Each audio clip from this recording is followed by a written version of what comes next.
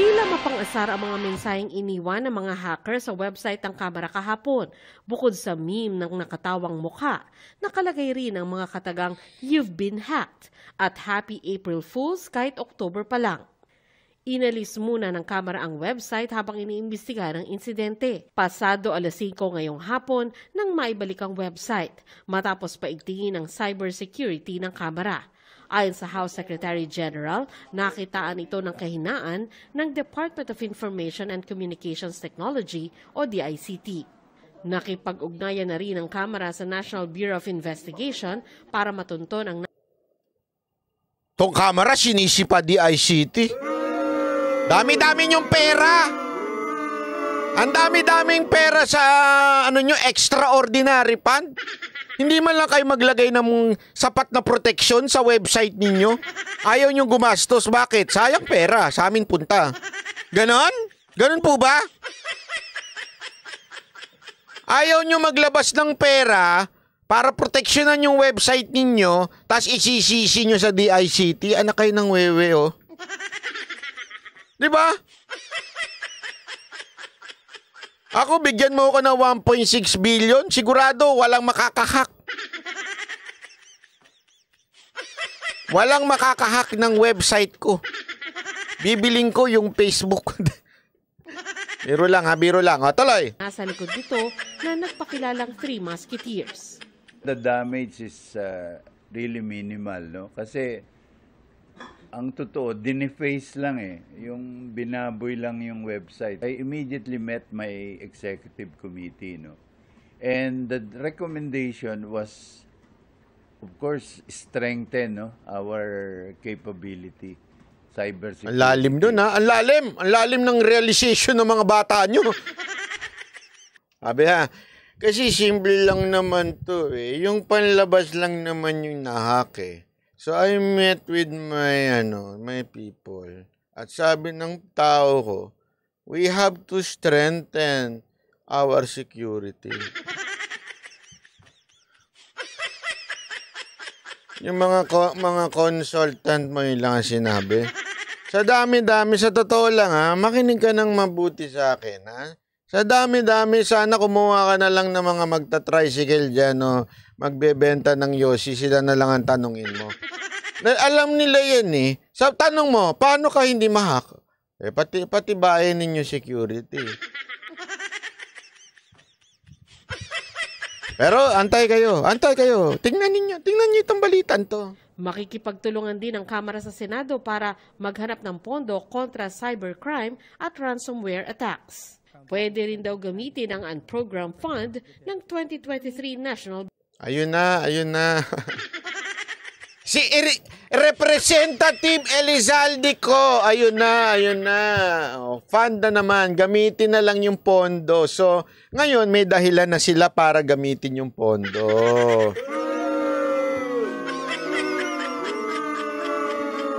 Utot nyo, amoy hininga. Yung totoo.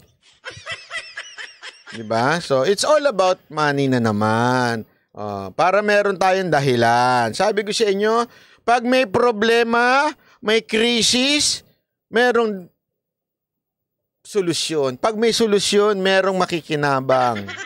Budget o sa savings ng mga ahensya. Bagamat iniimbestigahan pa ng DICT o Department of Information and Communications Technology kung may nanakaw na data sa pag-hack sa website ng Kongreso, may posibleng hacker ng pinagsususpetsahan. Just from the wordings alone, Tagalog, so we highly suspect that these are local threat actors. Mga local hacker din ang pinaghihinalaang nasa likod ng pag-atake sa Philippine Statistics Authority. Tanging mga nag-hack sa PhilHealth gamit ang Medusa ransomware. Tingnan nyo ito ha. Itong natagpuan ni SAS. Rogando, ito si SAS, masyadong tinik talaga ito sa Congress eh. Buti na lang, nasa China ka na SAS.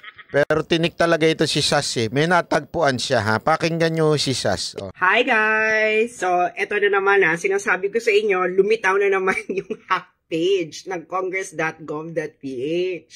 So, this is 9:43 October 15 Sunday, pero tayo ng time zone. Eto na naman siya. If I go use the website address congress.gov.ph, ayan na naman siya. Pero, pag yung direkta ako ng IP address nila, hindi siya hack page. Gets nyo? So, yun ang isang bagay na pinatutunayan ni Sas dito. Dalawa kasi yan, okay? Para sa mga hindi masyadong familiar sa website, meron yung IP address, yung numbers, yung pinapakita dito, yung hindi ko sure kung ano yung eksaktong number. Yun talaga yung address talaga. Tapos, iba yung parang host name, okay? Pagka nilalagay yung congress.com.ph, tama ba yun, .com.gov.ph, ang lumalabas yung hack. Pero kung titignan mo talaga yung website, hindi naman hack. So anong explanation nun? Ito ang maaaring explanation nun. Hindi naman po talaga na-hack yung website. Okay? Sa madaling salita, yung panlabas lang para magmukhang na-hack. So, parang ganito yan. Diba? Alam mo yung mga bar sa ibang mga bar, usually nangyayari to sa Japan. May oras lang sila. Yung mga umisi doon, may oras lang sila doon eh. Sarado na sila. Pero sa totoo lang, papatayin lang nila ilaw sa labas.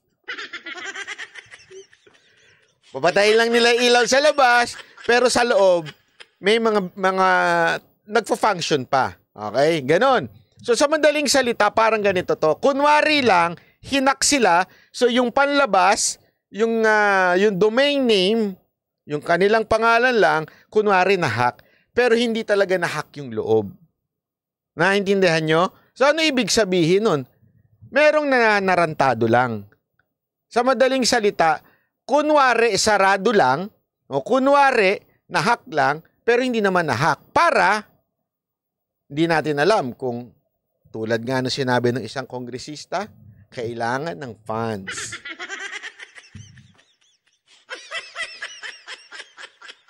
Di ba? Kailangan ng pondo. Yun ang kailangan dyan.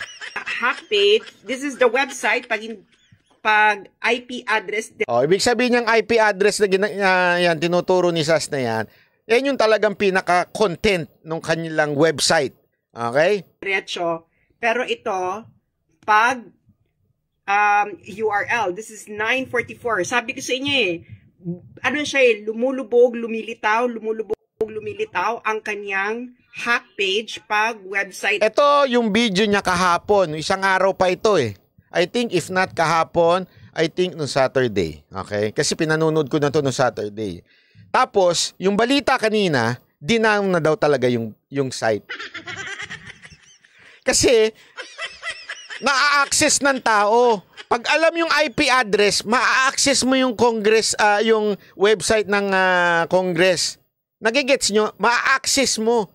Nabubuking tuloy na palabas lang yung nahahack sila. Pautot lang yung nahack. Kaya ang ginawa ngayon, sabi nung Secretary General, dinown na daw nila yung page. Ay yung kanilang website. Booking na kasi. Yun ang totoo dyan. Yung website address yung nilalagay at hindi IP address. You do have two different websites. So this is not a case of hacking. Okay?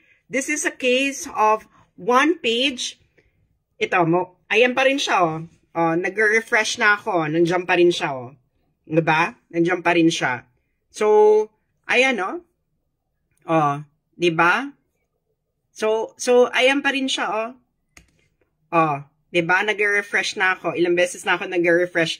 Tapos, tingnan nyo mawawala uli yan Mawawala uli yan. Tingnan natin kung gaano katagal naka-up yung hack version ng page. Kasi, ito yung hindi hack version. Okay? Pag pumunta ka sa page sa IP address mismo, ito yan. Ito. Okay? So, mag-refresh uli ako. Kasi isipin mo kung yung mga ordinaryong taong katulad ni Sas, alam yung ganyan, napakasimple. Yung mga teki lang, alam yan. Isipin niyo yan. Don't tell me hindi alam ng mga ng Congress yan o ng DICT na may ganyan, di ba?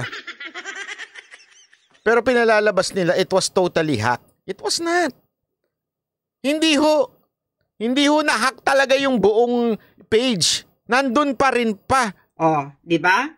Pag IP address mismo.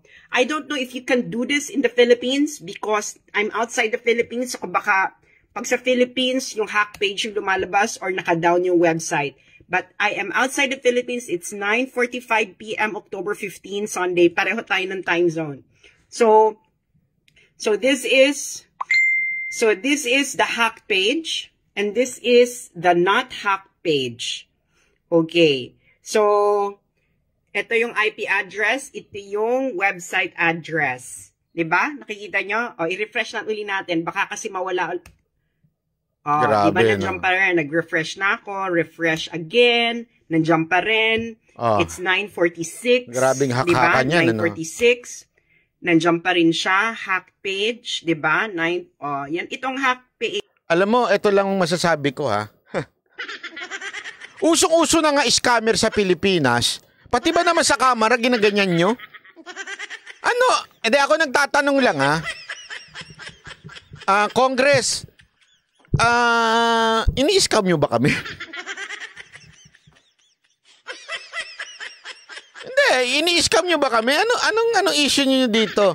Tapos biglang nung nalaman ni SAS na booking sa taong bayan yan, bigla ninyong dinown yung buong page. Wow!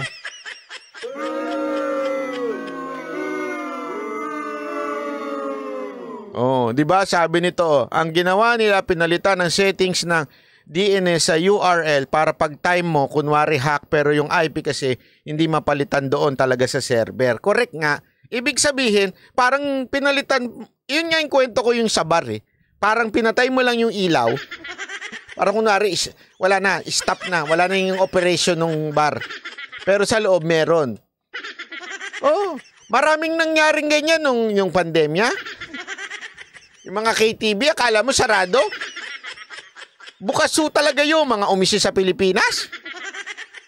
Kunwari, sarado sila, patay ilaw, walang tao. Pero yung mga regular customer nila, alam na yun. Patay ang ilaw doon pero pwede kang pumasok.